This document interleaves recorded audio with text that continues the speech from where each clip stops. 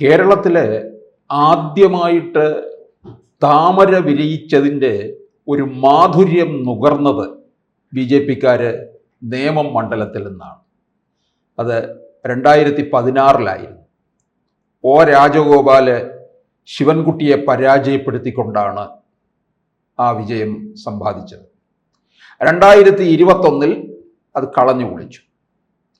ഇപ്പോൾ അതിൻ്റെ പ്രസക്തി എന്ത് എന്ന് ചോദിച്ചാൽ, ഇപ്പോൾ ഒരുപക്ഷെ കേരളത്തിലെമ്പാടും എന്നല്ല, ദേശീയ തലത്തിൽ തന്നെ ഏറെ ശ്രദ്ധേയമാകുന്ന ഒരു മണ്ഡലമായി മാറിയിരിക്കുകയാണ് നേമം. നമുക്കറിയാം, നേമം എന്ന് പറയുന്നത് തിരുവനന്തപുരം സിറ്റി തന്നെയാണ്. തിരുവനന്തപുരം കോർപ്പറേഷനിലെ ഏറെ വാർഡുകൾ നിൽക്കുന്ന ഒരിടം കൂടിയാണ്. ഈ മണ്ഡലത്തിൻ്റെ ഒരു ചരിത്രത്തിലേക്ക് പോയി കഴിഞ്ഞാൽ 57 ആദ്യ തെരഞ്ഞെടുപ്പിൽ കമ്മ്യൂണിസ്റ്റ് പാർട്ടിയുടെ സദാശിവനിലൂടെയാണ് വിജയത്തുടക്കമെന്ന് പറയുന്നത്. പിന്നീട് അത് മാറി എല്ലാവരെയും വിജയിപ്പിച്ചിട്ടുണ്ട്.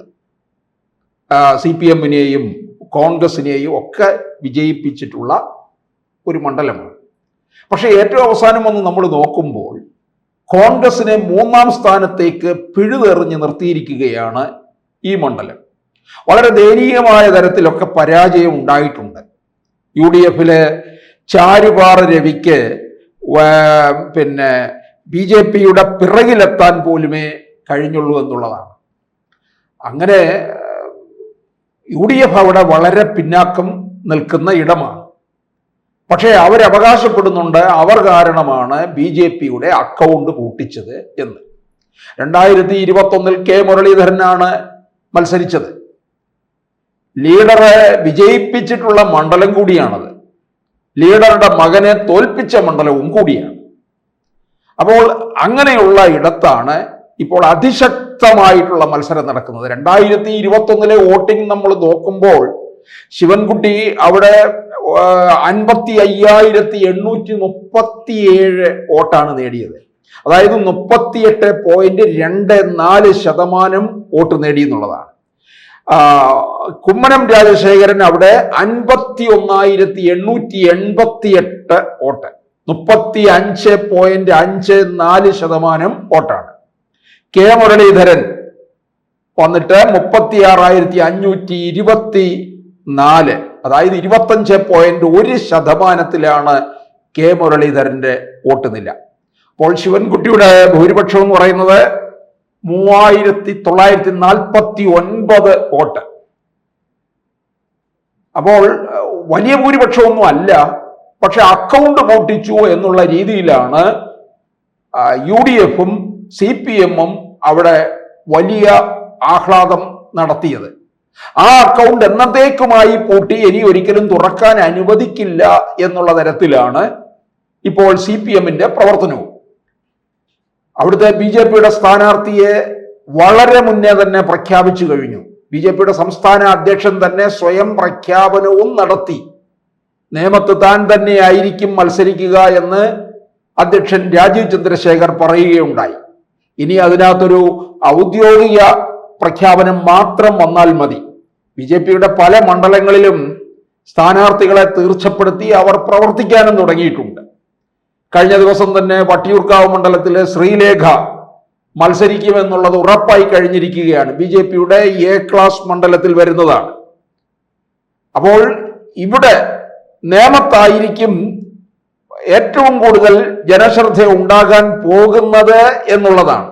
അതായത് എന്തായാലും ഈ ശിവൻകുട്ടിയെ സംബന്ധിച്ചിടത്തോളം പലരും കരുതിയത് അടുത്ത ഒരു തെരഞ്ഞെടുപ്പിൽ മത്സരിക്കാൻ തയ്യാറാകത്തില്ല. ആരോഗ്യ പ്രശ്നങ്ങളൊക്കെ അദ്ദേഹത്തെ അലട്ടുന്നുണ്ട്. പക്ഷേ ഒരു കാര്യം നമ്മൾ നോക്കുക, ശിവൻകുട്ടിക്ക് മണ്ഡലത്തിലുള്ള ഒരു ജനപ്രിയ ഒരു അംഗീകാരം, അത് ഒരുപക്ഷെ കേരളത്തിലെ ഒരു മണ്ഡലത്തിലും ഒരു MLA-മാർക്കും ഇല്ലാത്ത തരത്തിലുള്ള അംഗീകാരമാണ്. വളരെ ജനകീയനാണ്. വോട്ടർമാരോട് സമീപിക്കുന്നതിലും അതുപോലെ തന്നെ വോട്ടർമാർക്ക് ഇദ്ദേഹത്തിന്റെ അടുക്കൽ സമീപിക്കുന്ന കാര്യത്തിലും ഒക്കെ വളരെ സുതാര്യതയുണ്ട്. വളരെ ഈ അധികാരത്തിന്റെ ധാർഷ്ട്യം ഒന്നും തന്നെ ലെവലേശം ഏൽക്കാത്ത ആളുമാണ് ശിവൻകുട്ടി. അതുകൊണ്ടാണ് താഴെ തട്ടിലേക്ക് ഇറങ്ങി പ്രവർത്തിക്കാനായിട്ട് ഇദ്ദേഹത്തിന് സാധിച്ചിട്ടുള്ളത്. ഇനിയിപ്പോൾ BJPയുടെ സ്ഥാനാർത്ഥിയെ നോക്കിയാൽ പലരും പറയും ദന്തഗോപുരത്തിൽ നിന്ന് ഇറങ്ങി വന്നതാണ്, മലയാളം അറിയില്ല, ഇങ്ങനെയൊക്കെയുള്ള ചില വിശേഷണങ്ങളും ഒക്കെ അങ്ങ് കൊടുത്ത് അദ്ദേഹത്തെ താഴ്ത്തിക്കെട്ടാൻ ശ്രമിക്കുന്നുണ്ട്. 2009 ശശി തരൂർ ഇവിടെ മത്സരിക്കാൻ വരുമ്പോൾ കോൺഗ്രസ്സുകാരടക്കം എന്താണ് പറഞ്ഞത്? ഇദ്ദേഹത്തിന് മലയാളം അറിയില്ല. 2009 ഇദ്ദേഹം വന്നതിന് ശേഷമാണ് പിന്നീട് 2013 മലയാളം ക്ലാസിക്കൽ ഭാഷയായി മാറി ഇന്ത്യയില്. അതോടുകൂടി ശശി തരൂരും അങ്ങ് ക്ലാസിക്കലായി തീർന്നു എന്നുള്ളതാണ്. അദ്ദേഹം മലയാളം നന്നായിട്ട് സംസാരിക്കുന്നു. ഇദ്ദേഹം ഇവിടെ ഈ പരമ്പരാഗതമായിട്ട് ഇവരുടെയൊക്കെ ധാരണ ഒരു സ്ഥാനാർത്ഥിയാകണമെന്നുണ്ടെങ്കിൽ ചുവരെഴുതിയും പോസ്റ്റർ ഒട്ടിച്ചും മുദ്രാവാക്യം വിളിച്ച് നടന്നു എങ്കിൽ മാത്രമേ ആകുകയുള്ളൂ എന്നാണ്. പക്ഷെ ആ കാലമൊക്കെ പോയി. കക്ഷത്തിൽ ഡയറി ഇടുക്കി വരുന്ന കാലവും പോയി. തരൂരിനെ കണ്ടത്, തിരുവനന്തപുരം നിവാസികൾ കണ്ടത് ഒരു വലിയ ഒരു പ്രൊഫൈലിന്റെ ഉടമയായിട്ടാണ്. അദ്ദേഹം ഹൈലി എഡ്യൂക്കേറ്റഡ് ആണ്. അത്തരത്തിലുള്ള, കാരണം ഈ നഗര കേന്ദ്രീകൃതമായിട്ടുള്ള ഇടങ്ങളിൽ നിന്ന് ശശി തരൂരിന് വലിയ നേട്ടമുണ്ടാക്കാൻ കഴിഞ്ഞു. അതുപോലെ തന്നെ കോൺഗ്രസിന് പൊതുവെ അംഗീകാരമുള്ള ഇടമാണ് തീരദേശ പ്രദേശം. അപ്പൊ അവിടെ നിന്നുള്ള വോട്ടും കൂടി ഇദ്ദേഹത്തിന് കിട്ടിക്കൊണ്ടിരുന്നു. അതുകൊണ്ടാണ് 2009-ലും 2014-ലും 2019-ലും 2024-ലും തുടർച്ചയായി 4 തവണ തരൂര് വിജയിച്ചു പോകുന്നത്. തരൂരിനെ വെല്ലാൻ വേണ്ടി ഇറക്കിയതായിരുന്നു രാജീവ് ചന്ദ്രശേഖരനെ. നേരിയ വോട്ടുകൾക്ക് മാത്രമാണ് രാജീവ് പരാജയപ്പെട്ടത്. ആ രാജീവ് ചന്ദ്രശേഖർ തന്നെയാണ് ഇവിടെ നേമത്തും മത്സരിക്കുക. അപ്പോൾ ശരിക്കും പറഞ്ഞു കഴിഞ്ഞാൽ രാജീവ് ചന്ദ്രശേഖരന്റെ എന്താണ് ക്വാളിറ്റി എന്ന് ചോദിച്ചാൽ ആ മണ്ഡലത്തിലേക്ക് വേണ്ടതായ ഒരു വിഷൻ ഇദ്ദേഹത്തിനുണ്ട്. അത് ശിവൻകുട്ടിക്കില്ലാത്ത തരത്തിലുള്ള ഒരു ക്വാളിറ്റിയാണ്.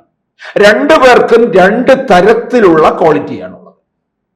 അപ്പൊ ഈ 2 അധികായന്മാരുടെയും ഇടയ്ക്ക് UDFന്റെ സ്ഥാനാർത്ഥി ആരായിരിക്കും എന്നുള്ളത് ഇപ്പോൾ ചർച്ച ചെയ്തുകൊണ്ടിരിക്കുകയാണ്. കെ മുരളീധരൻ എന്തായാലും അവിടേക്ക് വരില്ല. കെ മുരളീധരൻ വട്ടിയൂർക്കാവിലാണ് എന്ന് ഉറപ്പിച്ചിരിക്കുകയാണ്. പക്ഷെ കെ മുരളീധരൻ എവിടെ മത്സരിച്ചാലും അവിടെ പോയി നിന്ന് തോൽപ്പിക്കും എന്നാണ് പറഞ്ഞിരിക്കുന്നത് RSSകാർ. കുമ്മനത്തെ തോൽപ്പിച്ചതിന് പകരം വീട്ടാനായിട്ട് RSSകാര് കെ മുരളീധരനെതിരെ പടയൊരുക്കം തന്നെ തുടങ്ങിയിരിക്കുകയാണ്. എനിക്ക് തോന്നുന്നു ഈ വട്ടിയൂർക്കാവിൽ കേരളത്തിലെ RSS പ്രവർത്തകർ മുഴുവൻ എത്തും. അത് മുരളീധരനെ തോൽപ്പിക്കുക എന്നുള്ളത് തന്നെയാണ്. ശ്രീലേഖയെ വിജയിപ്പിക്കുക എന്നുള്ളതല്ല, മുരളീധരനെ തോൽപ്പിക്കുക എന്നുള്ളതാണ്. കാരണം മുരളീധരന് വളരെ കൃത്യമായ കണക്കുകൂട്ടലോടുകൂടിയാണ് വട്ടിയൂർക്കാവിലേക്ക് വന്നത്.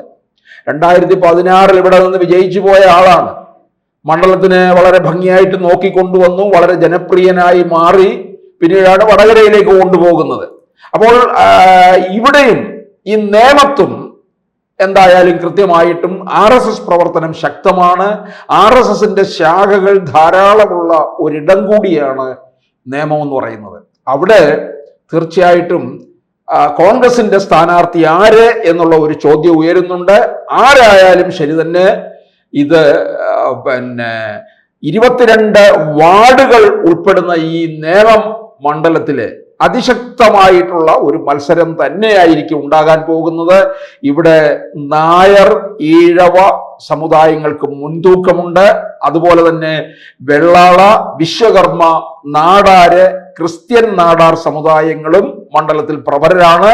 ചില മേഖലകളിൽ മുസ്ലിം ക്രിസ്ത്യൻ വിഭാഗങ്ങൾക്ക് നിർണായക സ്വാധീനമുണ്ട്.